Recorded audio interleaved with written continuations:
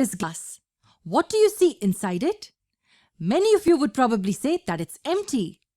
However, it's not. Then what's inside it? There is air inside this glass.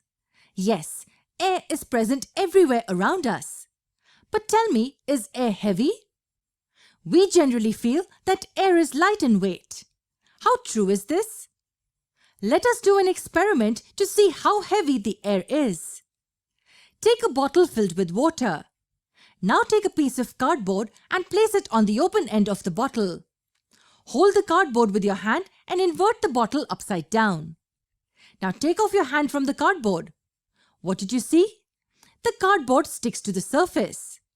This is because the air's pressure is pushing the piece of cardboard in the upward direction. Does this mean that air is heavier than the water? Well, the air is present everywhere and hence it's exerting pressure from all the directions. Clearly, the air pressure is more than the pressure of the water inside the bottle. And this allows the piece of the cardboard to stay on the surface of the bottle. With this activity, we can understand that air exerts pressure. You may note that the air pressure acts in all directions. Do you know why? It's because air is fluid. The molecules of air are very loosely held and hence they can easily move in all the directions. We all know that the Earth is surrounded by an envelope of air. Do you know what it's called? It's called atmosphere. And this atmosphere is divided into different layers as shown in this image. What can we say about the air in the atmosphere? The air in the atmosphere exerts pressure on the Earth, or we can say on the Earth's objects. What is this pressure called?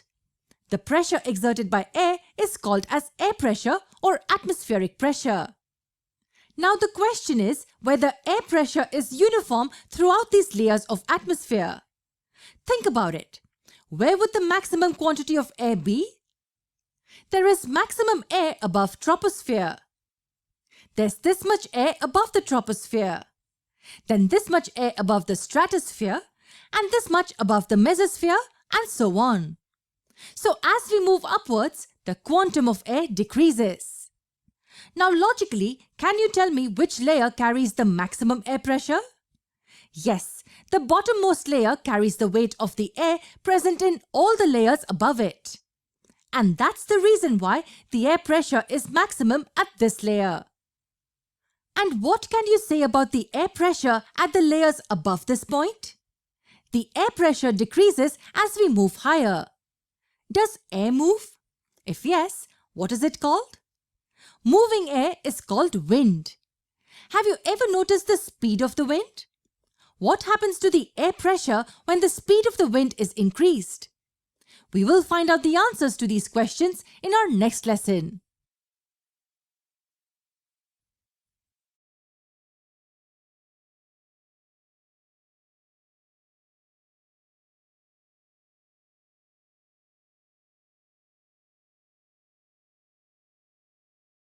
In our previous lesson, we discussed about air pressure. The air pressure is not even in all the places. To understand this, we discussed how the level of air pressure decreases as we move upwards in the atmospheric layers. Now let's see how the wind speed and air pressure are related to each other. Consider this situation. This is point A. We have been asked to move to point B. Not a big deal, right?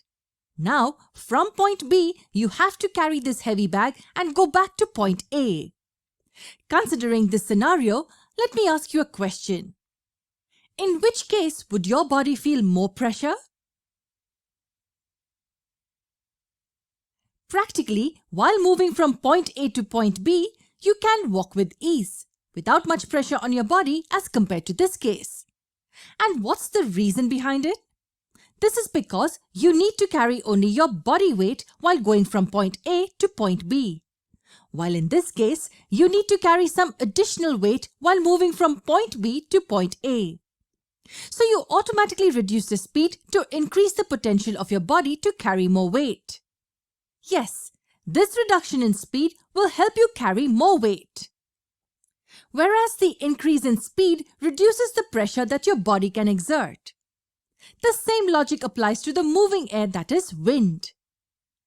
When air moves with an increased speed, the pressure exerted by it reduces. A simple activity can help us to justify this fact. Hold a strip of paper between the forefinger and the thumb of your hand. Blow hard over the top of the paper strip. What do you think will happen?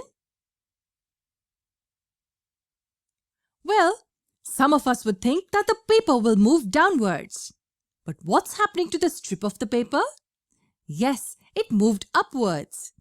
As we blow over the paper, the speed of air increases and results in low pressure above the paper strip. And what about the air pressure below the strip? The air pressure below the paper strip is higher, hence it pushes the paper upwards. As there is a difference in the pressure exerted by air from these two directions, the net force is acting from the high pressure area to the low pressure area. So we can see that the increased wind speed reduces the pressure exerted by the air. Likewise, there are pressure differences occurring in nature. You may note that the air moves from the high pressure region to the low pressure region. For example, if there is high air pressure in region X and comparatively low air pressure in region Y, then the air moves from X to Y. Does this mean that pressure differences create the movement in air? Yes, that's true. The difference in the air pressure results in wind. But how does the speed of the wind increase or decrease? The answer is simple.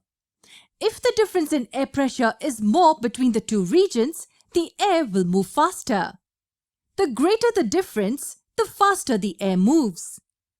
Here are the 2 points which can summarize our discussion. High-speed winds are accompanied by reduced air pressure. And next, air moves from the region where the air pressure is high to the region where the air pressure is low. Wind speed and air pressure are closely related. The above 2 points explain the relationship between the two.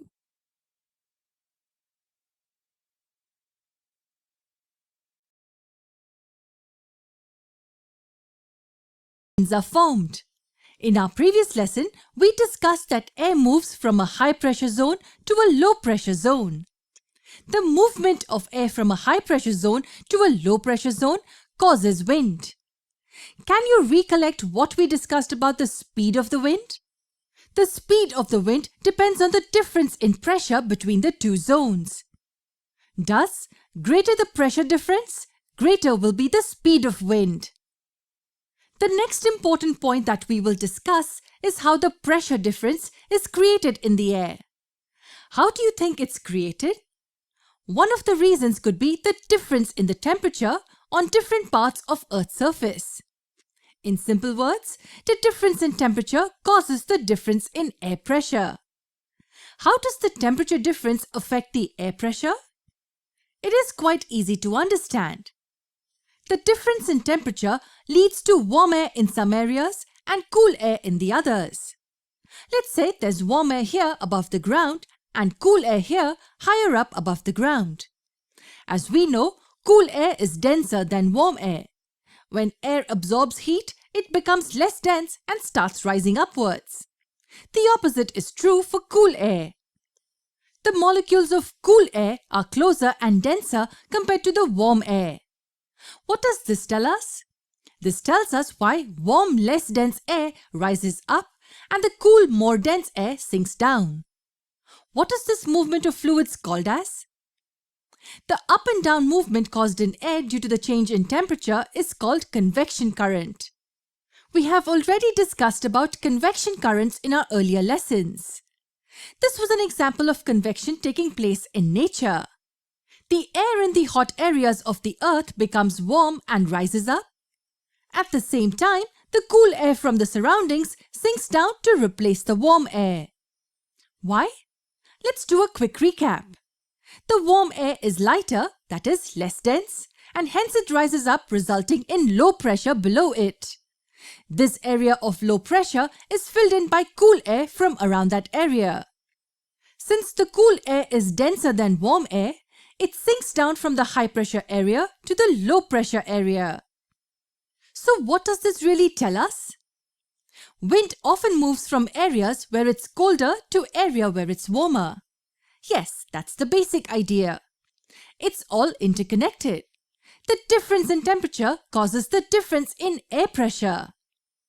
This results in movement of air from a high pressure area to a low pressure area. This air movement in the nature causes wind currents.